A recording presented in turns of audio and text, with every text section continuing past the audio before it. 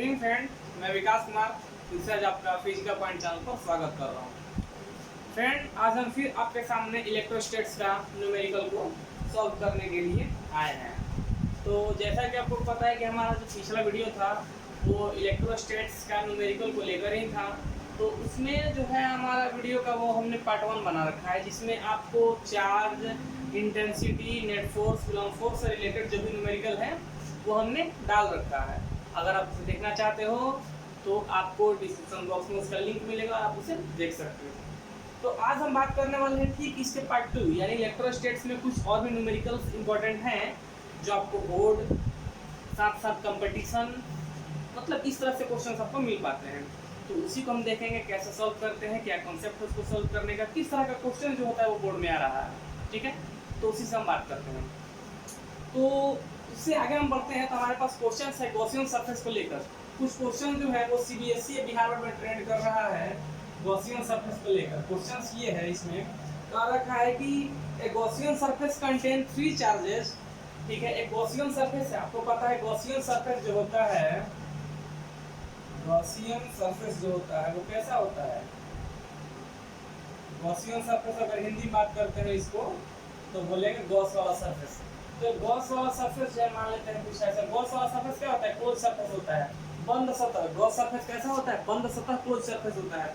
तो बोल रहे हैं गॉसियन सरफेस जो है वो 3 चार्ज को कंटेन कर रहा है, 3 चार्ज को रखा है, एक माइनस क्यू और एक है प्लस क्यू और एक है माइनस क्यू। ठीक है, तो ये 3 चार्ज है, मान लेते हैं ये है आपका पॉइंट ए, ये है आपका पॉइंट बी और ये आपका पॉइंट सी। तो बोल रहा है कि ये गॉसियन सरफेस जो है 3 चार्ज को कंटेन रखा, मतलब ये गॉस का सतह है जिसमें बंद सतह, तो पता है गॉस सतह कैसा होता है, बंद सतह होता है। तो इसमें 3 आवेश को रखा गया है, 2 माइनस में और 1 प्लस क्यूब में, मतलब 2 क्यूब में है। तो बोल रहा है इसमें कि नेट इलेक्ट्रिक फ्लक्स निकालना है इस सरफेस के थ्रू, मतलब इस सतह के द्वारा, सतह के हिसाब से इसका नेट फ्लक्स यानी कि कुल फ्लक्स इसका कितना होगा, यानी कि फाई नेट हमको पता नहीं है। तो हमने यहाँ पर कुछ कॉन्सेप्चुअल टूल्स रखे हैं। तो गॉसियन थ्योरम्स क्या कहता है, सॉल्यूशंस के हिसाब से अगर हम बात करते हैं, सॉल्यूशंस के हिसाब से तो फाई क्या होता है, फाई जो होता है वो क्यू अपॉन एप्सिलॉन नॉट यानी टोटल, क्यू टोटल बोलते हैं इसको, यानी कि कुल आवेश का 1/एप्सिलॉन नॉट पढ़े हैं आप लोग। गॉस सरफेस क्या बोलता है कि क्लोज सरफेस के ऊपर का टोटल फ्लक्स जो होता है वो टोटल चार्ज का 1/एप्सिलॉन नॉट के बराबर होता है, आप पढ़े हो। तो बस टोटल चार्ज रखें यहाँ पर, टोटल चार्ज कितना है, एक है माइनस क्यू प्लस 2 क्यू फिर माइनस क्यू बाई में एप्सिलॉन नॉट। भाई ये कितना हो जाएगा, 0/एप्सिलॉन नॉट मतलब 0। आएगा समझ में। इस तरह के क्वेश्चंस में गॉसियन सरफेस के क्वेश्चन में टोटल चार्ज को क्या किया जाता है, ऐड कर दिया जाता है। ऐड करने पर भाई क्या हो जाएगा, 0/एप्सिलॉन नॉट मतलब क्या हो जाएगा, 0। एकदम समझ में। तो अगर ऐसे क्वेश्चंस मिलेंगे कि गॉसियन सरफेस में कुछ चार्ज को रखा गया है तो इस टोटल गॉसियन सरफेस का फ्लक्स बताइए, मतलब कि गॉस के सतह में कुछ आवेश को रखा गया है और इस सतह पर टोटल यानी कि कुल फ्लक्स का वैल्यू कितना होगा आप निकालिए। तो इस तरह से आप निकाल सकते हो। ठीक सिमिलर एक ऐसे ही क्वेश्चन पे एक और देख लेते हैं। हमारे पास एक सिमिलर क्वेश्चन है, इसमें भी कह रहा है कि एक सरफेस जो है बंद सतह, एक बंद सतह क्या बोल रहे हैं, इनक्लोज्ड सरफेस, इनक्लोज्ड सरफेस मतलब इसका हिंदी क्या होता है, बंद सतह, बंद सतह। ठीक है, बंद सतह में क्या है, इसमें चार्ज दिया हुआ है 5 चार्जेस, कितने हैं, कंटेन यानी रखता है, कहने का मतलब कितना, 5 चार्ज, इसमें है टोटल 5 चार्ज। ठीक, तो क्या निकला आपको, फाइनेट, इसमें भी फाइंड करना है फाइनेट टोटल फ्लक्स कितना होता है। तो आप एक गॉसियन सरफेस बना लो, हमने एक गॉसियन सरफेस बना लिया है। क्या क्या रखा है, -2 क्यू, उसके बाद 3 क्यू, उसके बाद आपका क्यू, उसके बाद आपका 4 क्यू और उसके बाद आपका माइनस क्यू। पॉइंट ले लो, ये हो गया ए, ये है आपका बी, ये आपका सी, ये है डी और इसको मानते हो एफ। टोटल इतने पॉइंट है बी सी डी ई। तो इसमें टोटल 5 पॉइंट हैं, 5 पॉइंट पर अलग अलग चार्ज हैं। तो इस सरफेस का, इस सतह का कुल फ्लक्स कितना होगा निकाल लो। तो सॉल्यूशन आपको पता है भाई, ये क्या होता है, phi net is equal to होगा क्यू अपॉन एप्सिलॉन नॉट। तो जोड़ दो, टोटल कितना हो जाएगा, जोड़ो इसका, ऐड कर लो, -2 cube plus 3 cube plus cube plus 4 cube और माइनस क्यूब बाई में एप्सिलॉन नॉट। तो देखो जोड़ दो, प्लस वाले को 5 4 और 3 7 और ये 8 है, और ये कितना आ जाएगा -2 और -3। तो 8 क्यूब में से -3 क्यूब को सब्सट्रैक्ट कर हटाते हैं तो कितना आ जाएगा 5 क्यूब बाई एप्सिलॉन नॉट। ये इसका हो गया वैल्यू। तो इस तरह से आप गॉसियन सरफेस को क्वेश्चन को सॉल्व कर सकते हो। टोटल चार्ज को आप एडिंग फॉर्म में लेकर बाई में एप्सिलॉन नॉट लगा दो, आपका आंसर निकल जाएगा। तो इस तरह से नॉर्मल क्वेश्चंस बोर्ड में जो होते हैं बीएससी बीएससी बोर्ड में क्वेश्चंस को डाला जाता है। तो आप इस कांसेप्ट के आधार पर इसको निकाल सकते हो। क्लियर? आई होप कि आपको ये समझ में आ गया होगा। तो हम अपना क्वेश्चंस को आगे बढ़ाते हैं। तो ये गॉसियन सरफेस से रिलेटेड क्वेश्चंस है। अब हम पढ़ते हैं आगे कैपेसिटर को लेकर। कैपेसिटर यानी कंडेंसर, संधारित्र वाले क्वेश्चंस में बढ़ते हैं। संधारित्र के क्वेश्चन को देखेंगे, जैसे कि हमने बता रखा था कि छोटे छोटे संधारित्र को मिलाकर जब एक बड़ा संधारित्र का निर्माण कर दिया जाता है तो उस बड़े संधारित्र का क्या क्या मान होगा, तो ये हम देखेंगे। इस तरह का क्वेश्चंस बीएससी में काफ़ी ज़्यादा ट्रेंडिंग पर है, तो इसको हम देखेंगे। ठीक है, तो अपन इसको देखेंगे कि किस तरह का क्या ट्रेंड है क्वेश्चंस का, और क्वेश्चंस का लैंग्वेज किस तरह से है। तो हम उसी तरह चर्चा करेंगे, जिक्र करेंगे। कुछ ऐसे ही सिलेक्टेड क्वेश्चंस आपके सामने हमने ले रखा है। ठीक है, अगर हाँ आपको कभी भी मतलब कि किसी भी क्वेश्चंस में कोई मतलब कि दिक्कत हो रहा है, आपको प्रॉब्लम हो रही है, तो आप कमेंट बॉक्स में रखा लीजिए, उसमें आप कमेंट कर सकते हैं क्या प्रॉब्लम है आपको, और उसी के थ्रू हम बात कर लेंगे। क्वेश्चंस का नंबर टाइप कर देना, उसको हम देख लेंगे। तो नेक्स्ट क्वेश्चन है, हमने रखा रहा है इसमें कि 27 सिमिलर ड्रॉप्स कह रहा है कि 27 छोटे छोटे ड्रॉप्स को बनाकर एक बड़ा कैपेसिटर बनाया जा रहा है। मतलब कि छोटे छोटे 27 संधारित्र हैं, छोटे छोटे 27 संधारित्र लिया जा रहा है सब एक समान का, और उसको एक बड़ा संधारित्र में तब्दील कर दिया जा रहा है, बदल दिया जा रहा है। और सुनिए और एक बात कि सभी संधारित्र का जो मान है, क्षमता जो है, धारिता है, वो 10 माइक्रोफैराड है। यानी कहने का मतलब है कि 27 similar drops, each capacity is 10 microfarad. ठीक है, combines to form a big drop. What will be the capacity of big drop? Question जरा समझो भैया क्या बोल रहा है। क्वेश्चन कर रहा है कि 27 छोटे छोटे ड्रॉप किसके बारे में बात कर रहा है, संधारित्र को लेकर, कैपेसिटर का बात बोल रहा है। तो 27 छोटे छोटे एक समान संधारित्र हैं जिनका प्रत्येक का मान कितना दे रखा है, प्रत्येक की धारिता दे रखी है। प्रत्येक की धारिता कितनी है, 10 माइक्रोफैराड। ठीक है, यहाँ हिंदी में थोड़ा बात करते हैं। प्रत्येक की धारिता मतलब कि सबका कैपेसिटी, मतलब एक एक का कैपेसिटी कितना है, 10 माइक्रोफैराड। और ये 27 जो है, 27 टुकड़ा कर दिया रहा है, बड़ा ड्रॉप में कन्वर्ट कर दिया जा रहा है, यानी कि बड़े संधारित्र में। इनकी धारिता क्या है नहीं पता है हमें।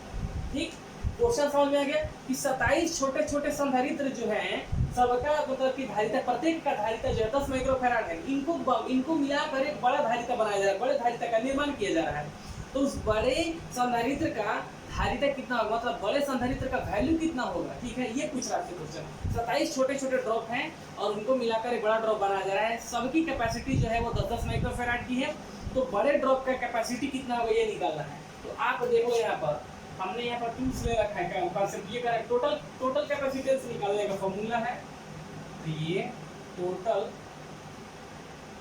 कैपेसिटेंस निकालने का फॉर्मूला मतलब जो है कुल धारिता का फॉर्मूला कितना होता है आपको पता है। सी टोटल हम लिखेंगे इसको, C total is equal to कितना फॉर्मूला होगा, n to the power 1/3 n to the power 1/3 into Q. ये फॉर्मूला है। क्यू का मतलब क्या है, मतलब कि वो धारिता, ठीक है, आपको पता है। एक मिनट, थोड़ा सा कॉन्सेप्चुअल टर्म को देख लेते हैं।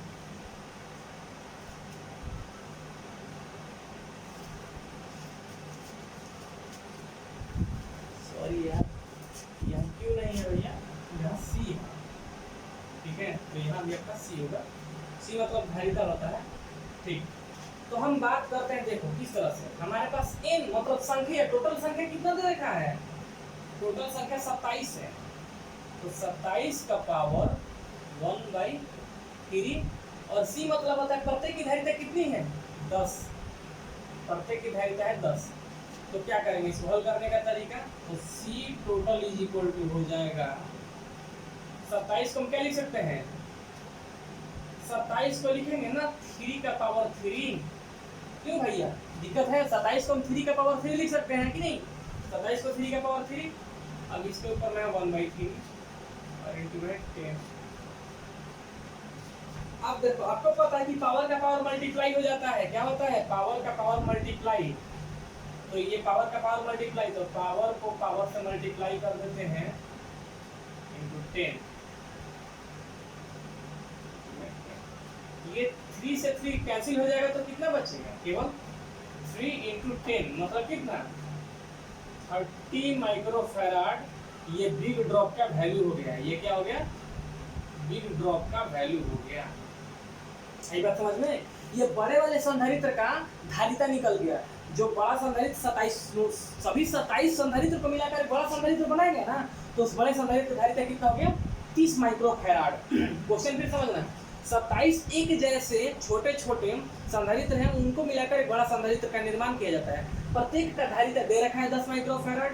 तो उस बड़े संधारित्र का मान कितना होगा, बड़े संधारित्र का मान आपको पता है कि टोटल कैपेसिटेंस निकालने का क्या फॉर्मूला होता है, C total is equal to n के पावर 1/3। n मतलब वो नंबर जो संख्या दे रखा है, मतलब टोटल कितनी संख्या की बात कर रहे हैं, टोटल कितने धारिता मिला रहे हैं, मतलब टोटल कितने संधारित्र यानी टोटल कितने कैपेसिटर मिला रहे हो, 27 कैपेसिटर है। और प्रत्येक का कंडीशंस क्या है, 10 माइक्रोफैराड है। आप इस तरह से वैल्यू चेंज करोगे तो 27 हम 1/7 लिखेंगे पावर में इसको, तो हम इस 27 को क्या लिख सकते हैं, 3 का पावर 3 लिख सकते हैं ना। तो अब आपको पता है कि power to the power multiply होता है, तो पावर का पावर मल्टीप्लाई करने से तो कट आउट हो गया, क्या बचा 3 इंटू 10। आप इसको हल कर सकते हो। तो इस तरह का क्वेश्चन जो है ट्रेंड में चल रहा है, आपको डायरेक्ट क्वेश्चन पूछेगा, ऑब्जेक्टिव में भी आता है और सब्जेक्टिव में भी हल करने को मिलता है। तो ये तो था कैपेसिटर कंडीशंस को लेकर। अब हम यहाँ पर देखो और कुछ क्वेश्चन को चेंज कर सकते हैं। क्या करते हैं देखोगे आप, इसी पर क्वेश्चन थोड़ा सा टाइप बदल देगा। अभी तो टोटल कैपेसिटेंस पूछा है, मैंने कुछ धारिता पूछा है, आपको पोटेंशियल एनर्जी पूछ देगा इसमें से, क्वेश्चन चेंज करके।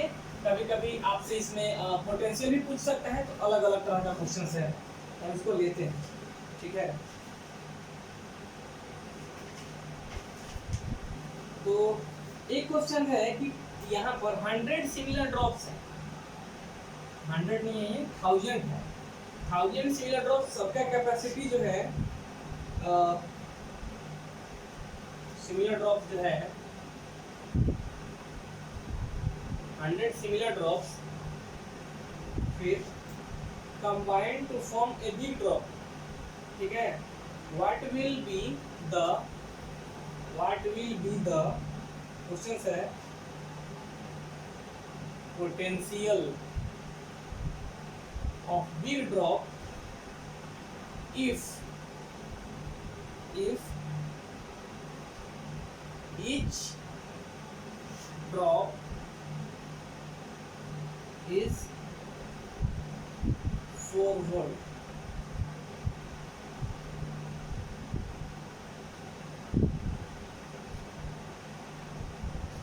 क्वेश्चन को जरा आप समझोगे, क्वेश्चन थोड़ा सा चेंज है। क्या कर रहा है कि 100 similar drops combine to form a big drop, what will be the potential of big drop if each drop is 4 volt. Question कह रहा है कि 1000 छोटे छोटे संधारित्र को मिलाकर एक बड़ा संधारित्र, बड़ा कैपेसिटर का निर्माण किया जा रहा है, ठीक है। तो उस बड़े कैपेसिटर का पोटेंशियल कितना होगा, उस बड़े कैपेसिटर का पोटेंशियल कितना होगा, मतलब विभव कितना होगा, यदि प्रत्येक संधारित्र का पोटेंशियल 4 वोल्ट हो। तो क्वेश्चन जरा समझो फिर से, टोटल 1000 कैपेसिटर है, कंडेंसर है, इनको मिलाकर एक बड़ा कंडेंसर बनाया जा रहा है, ठीक है। तो उस बड़े कंडेंसर का पोटेंशियल यानी विभव कितना होगा, यदि सभी माने प्रत्येक कंडेंसर का वैल्यू जो है यानी विभव जो है 4 वोल्ट दे रखा है, तो ऐसे कैसे निकालेंगे हम। तो आपको पता है यहाँ पर कि देख लो आप टोटल पोटेंशियल का फॉर्मूला जो है आप देखोगे, टोटल पोटेंशियल यानी कि कुल विभव निकालने का तरीका, कुल विभव वाला आप देख लो यहाँ पर दे रखा है n to the power 2/3 into v। ये क्वेश्चन है, ठीक है। n to the power total potential कुल विभव निकालने का क्या फॉर्मूला है, n का पावर 2/3 इंटू v। तो हम यहाँ पर लिखेंगे v टोटल बराबर n कितना है 1000 है, n मतलब नंबर यानी संख्या 1000 है, इसको 2/3 और v मतलब इच यानी कि प्रत्येक का विभव यानी कि हर एक का वोल्टेज यानी हर एक का पोटेंशियल कितना है, तो कितना भैया 4 वोल्ट है, ठीक है 4 वोल्ट। अब इसको कैसे हल करेंगे देखो, तो इस 1000 को हम क्या लिख सकते हैं, इस 1000 को लिख सकते हैं ना 10 टू द पावर 3 और इसका 2/3। ये 10 टू द पावर 3 कैसे लिख देंगे देख लो, इसको आप फैक्टर फॉर्म में तोड़ दो, 10 से ये हो जाएगा 100 टाइम्स और फिर 10 से ये हो जाएगा 10 टाइम्स, तो क्या हो जाएगा 10 के पावर 3 लिख सकते हैं। इसको देखो तो 10 के पावर 3 तो यही तो यहाँ लिख रहे हैं। आपको ध्यान रखना है कि ये n नंबर्स को किसमें लिखना है, इस पावर का फॉर्म में लिखना है, तभी तो पावर का पावर कटेगा, ध्यान रखिएगा। बहुत सारे को कंफ्यूजन होती है, इस नंबर को आपको इस पावर का फॉर्म में लिखना होगा, एक्सपोनेंट के फॉर्म में लिखना होगा, पावर के फॉर्म में लिखना होगा, तभी आप इसको कटा सकते हो, इसलिए हम ऐसा लिख रहे हैं। और इसको आप ये फैक्टराइजेशन के मेथड से आप निकाल सकते हो, इसको यानी गुणनखंड विधि से आप इस तरह से निकाल सकते हो। आपको क्या पता है, पावर का पावर को मल्टीप्लाई करते हो तो कितना है 10 के पावर 3 और ऊपर का पावर कितना हो जाएगा 2/3, ये 3 कैंसिल, तो कितना हो जाएगा v total is equal to 10 के पावर 2 इंटू 4 मतलब कि 100 into 4 is equal to 400 volt. ये देख लो उस बड़े ड्रॉप का, उस बड़े यानी कि बहुत बड़े, जब 1000 को मिलाकर जब बड़ा संधारित्र बनाएगा तो उसका कितना निकल गया 400 वोल्ट आ गया। तो इस तरह से जो क्वेश्चंस है इसी हिसाब से आप क्या करोगे, इसी टूल्स के हिसाब से इसको निकाल सकते हो। ये टूल्स वाला जो बात है हमने अपना पिछला जो कैपेसिटर को मतलब कि बिल्ड किया था, तो उसका भी डिस्क्रिप्शन बॉक्स में हम लिंक डाल देंगे, आप वहां से उसको देख सकते हो। तो इस तरह के क्वेश्चन जो है आसानी से सॉल्व कर लोगे। तो इस तरह का लैंग्वेज वाला क्वेश्चन जो मिलेगा कुछ नहीं है उसमें, बस इस तरह का चीज को फॉलो करो, ऐसे कॉन्सेप्ट को फॉलो करोगे आराम से निकलेगा। आपको टोटल कैपेसिटेंस पूछ लेगा, टोटल चार्ज पूछ सकता है या पोटेंशियल एनर्जी पूछ सकता है, तो इस तरह का क्वेश्चन आप आसानी से कर लोगे, ठीक है। अब हम थोड़ा सा पढ़ते हैं, ये कंबाइन के फॉर्म में पढ़ते हैं, मतलब कि कैपेसिटर को जोड़ने वाला यानी सीरीज पैरेलल के बात, यानी कि क्या बोलते हैं उसको, समानांतर और श्रेणी वाले सिस्टम में हम आते हैं, ठीक है। तो कुछ नहीं है, बस थोड़ा सा फोकस बना कर रखो कि अलग अलग टाइप के क्वेश्चन हमको करवा रहे हैं, आप उसको देख लो और फिर अगर दिक्कत हो रहा है तो कमेंट बॉक्स में जो है अपना कमेंट भी कर लो कि क्या दिक्कत है, मतलब कि जो भी परेशानी है आप उसमें लिख कर बोल सकते हो, या फिर आप जो है नंबर वाइज कि कौन से क्वेश्चंस नंबर में हमको क्या प्रॉब्लम हुआ था तो उसे आपको बता पाएंगे, ठीक है। अब मेरा क्वेश्चन ये है, ये अगला क्वेश्चन, टोटल कितना क्वेश्चन हुआ, टोटल क्वेश्चन हो गया आपके पास 4, ये 5वां क्वेश्चन कह रहा है कि two condenser each capacity 2 condenser each capacity 10 microfarad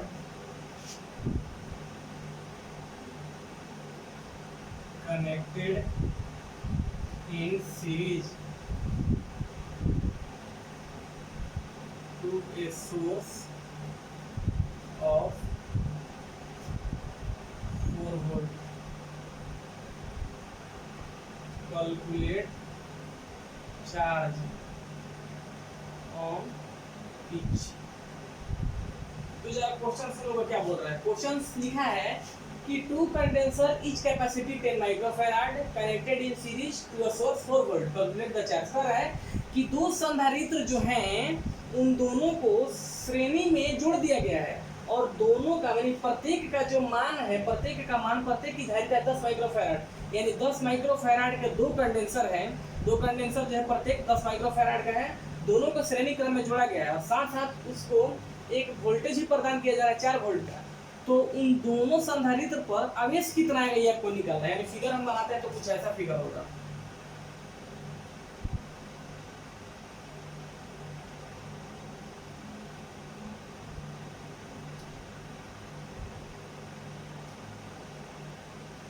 तो 4 वोल्ट 10 माइक्रोफैराड और ये भी कितना हो जाएगा 10 माइक्रोफैराड।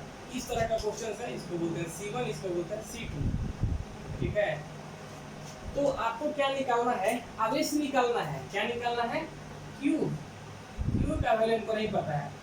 आप क्या जानते हो भैया, हम जानते हैं C = होता है Q/V, ये तो पता है। तो पहले हमको क्या चाहिए, टोटल कैपेसिटेंस, कुल धारिता, समतुल्य धारिता। यहाँ पर क्या बोलेंगे, C इक्विवेलेंट यानी कि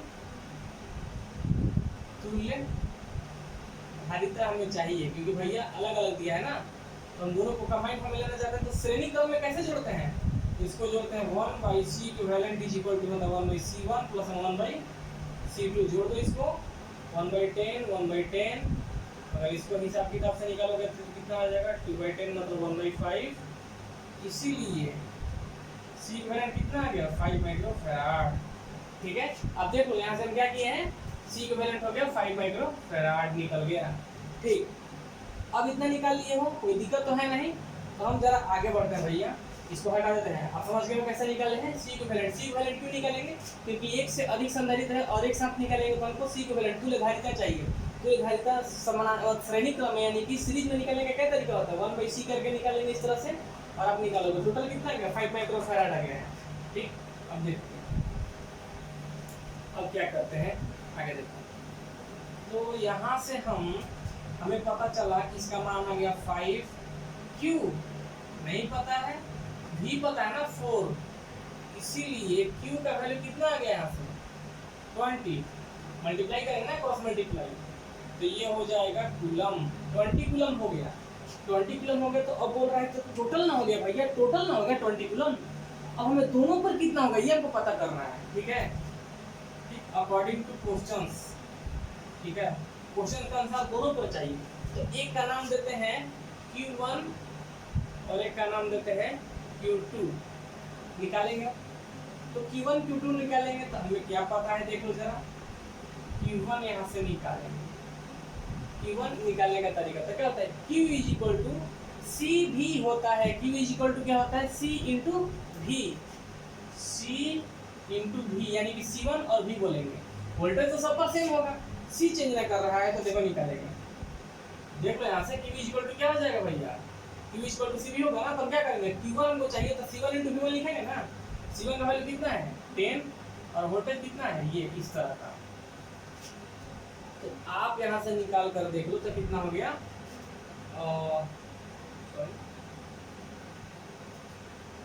इसका हो जाएगा आपका Q = Q/V। Q हो जाएगा C × V।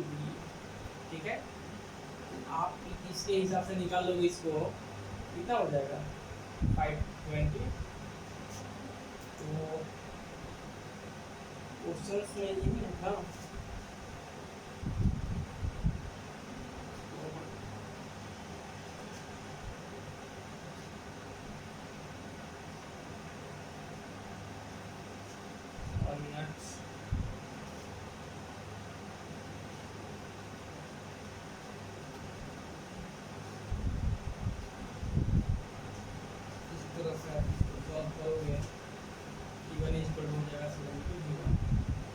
ऐसा तो आ गया भैया आपका 20 कूलम। इस तरह से निकालोगे तो हेवी पड़ जाएगा ये। तो इसको क्या किया जाए, उसको उपाय लिया जाएगा ना, कैसे इसको करेंगे। आप देखो इसमें करना क्या होगा आपको, कि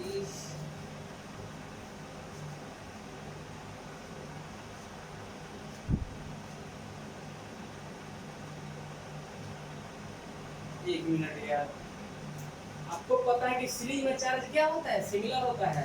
यहाँ लिखेंगे V know that charge on each capacitor is same in series। यानी कहने का क्या मतलब हुआ कि भैया सीरीज में चार्ज क्या होता है, सेम होता है, तो इसीलिए दोनों पर ये क्या हो जाएगा 20 कूलम्ब होगा। यानी कि टोटल चार्ज कितना निकला है 20 कूलम्ब, तो 20 क्या होगा, सब पर बराबर होगा। आप समझ रहे, इसमें क्वेश्चन जब पूछा ना कि दोनों पर चार्ज कितना होगा, दोनों पर चार्ज कितना होगा, तो 20 कूलम्ब का दोनों पर चार्ज होगा। इसलिए क्योंकि श्रेणी में आवेश का मान क्या होता है, बराबर होता है। थोड़ा सा कंफ्यूजन वाला क्वेश्चन था, कंफ्यूज हुआ तो आप ये समझो कि श्रेणी में यानी कि सीरीज में चार्ज क्या होता है, सेम होता है। तो इस तरह से क्वेश्चन जो होता है मिलता है आपको। इसके बाद आपको पिक्चर वाला क्वेश्चन मिलेगा सॉल्व करने के लिए, आपको दिखाते रहेगा। उसका भी हमने एक वीडियो बना रखा है, तो उसका भी लिंक हमको डाल देंगे और आपको दिखा देता है किस तरह का पिक्चराइज क्वेश्चन मिलेगा और कैसे उसको आप सॉल्व करोगे। ठीक है, पिक्चराइज क्वेश्चन सॉल्व करने का क्या तरीका होना चाहिए आपको बता देता हूँ। जैसे क्वेश्चन तो है आपके पास और फिर मेरे पास, तो क्वेश्चन कुछ ऐसे हैं।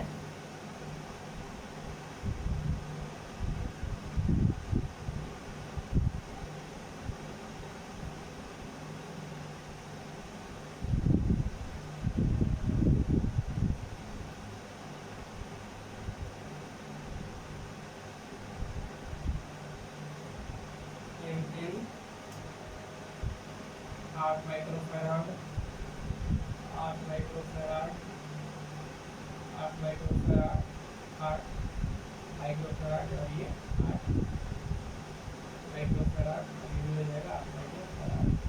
तो क्वेश्चन पूछेगा C equivalent between M and N। Question कहेगा कि M और N के बीच में तुल्य धारिता निकालिए, M और N के बीच का तुल्य धारिता। इस तरह का क्वेश्चन को सॉल्व करने का क्या तरीका होता है, तो पहले देख लो कि M पॉइंट से हम कैसे कैसे चल रहे थे। M पॉइंट से ऐसे चलेंगे, इस तरह चलेंगे, यहाँ पहुँचेंगे, यानी इसका नाम दो, इसका नाम होता है D, इसका नाम होता है C। तो ऐसे ऐसे क्वेश्चन सॉल्व करने का क्या तरीका होता है, पहले हम देखेंगे M से लेकर C तक क्या सीरीज में है। ठीक, series between M to C, यानी कि M से लेकर C तक श्रेणी है, M से लेकर C तक श्रेणी है, तो वैल्यू कितना हो जाएगा। इसीलिए यहाँ पर C की वैल्यू कितना हो जाएगा, आप निकाल लोगे ना श्रेणी में, तो श्रेणी में निकालेंगे तो 1 बाई करके निकालेंगे, तो 8 8 1 बाई करके निकालोगे तो कितना हो जाएगा, आप यहाँ निकालेंगे ना 4 माइक्रोफैराड हो जाएगा। ठीक है, अब ये हो जाएगा 4 माइक्रोफैराड। आपको पता है कि दोनों सिमिलर सीरीज में अगर निकालोगे तो 4 माइक्रोफैराड, तो दोनों अगर सॉल्व करते हो तो कैसा बनेगा पिक्चर, कुछ इस तरह के, दोनों सिंगल रूप में आ जाएंगे ना, तो कुछ ऐसा हो जाएगा भैया हमारे, कुछ इस तरह का। ये कितना हो गया 4 माइक्रोफैराड, अभी हम निकालेंगे 4 माइक्रोफैराड होगा। अब देखो यहाँ से ये क्या हो जाएगा, समानांतर हो जाएंगे ना। अब तो हो जाएगा parallel between M and C। M से लेकर C तक ये क्या हो जाएगा, ये पैरेलल हो जाएगा। देख लो पैरेलल निकालने का क्या तरीका था, तो पहले ध्यान रखिएगा पैरेलल तभी ना होगा जब इसको भी हम हल कर लेंगे। अब इसको भी हमको क्या करना होगा, हल करना होगा, ध्यान रखना। अब 8 और 8 ये भी क्या है, सीरीज में है, तो सीरीज में है तो पहले इसको हल कैसे करेंगे हम, ये भी कितना हो जाएगा 4 माइक्रोफैराड हो जाएगा। कितना हो जाएगा, जब सीरीज में है, श्रेणी में है, श्रेणी में तो क्या हो जाएगा, ये 4 माइक्रोफैराड होगा। 4 माइक्रोफैराड कैसे, क्योंकि इसको 1/8 करके निकालेंगे तो सिंगल बनेगा, ये दोनों हट कट कर क्या हो जाएंगे, ये सिंगल ड्रॉप बनेंगे। ये भी कितना हो जाएगा 4 माइक्रोफैराड। क्लियर हुआ, तो अब ये 4 माइक्रोफैराड हो गया है, तो आपको पता है ये दोनों समानांतर हो गया, ये पैरेलल हो गया। पैरेलल में क्या होता है, नॉर्मली जोड़ते हैं C1 × C1 + C2, यानी कि 4 और 4 कितना हो जाएगा, ये हो जाएगा 8। 4 और 4 कितना हो जाएगा, ये हो जाएगा 8 हो जाएगा, 8 हो जाएगा। तो अब ये सिंपल बनेगा क्या, इस तरह से ये हो जाएगा आपका ऐसे, यानी कि ये हो जाएगा 8 माइक्रोफैराड। क्लियर है, क्लियर होगा, समझ में आ रहा है ना कैसे कैसे कर रहे हैं। सीरीज में था वो सबको पहले हम पैरेलल बना रहे हैं, फिर पैरेलल बनाने कर में क्या हो जाएगा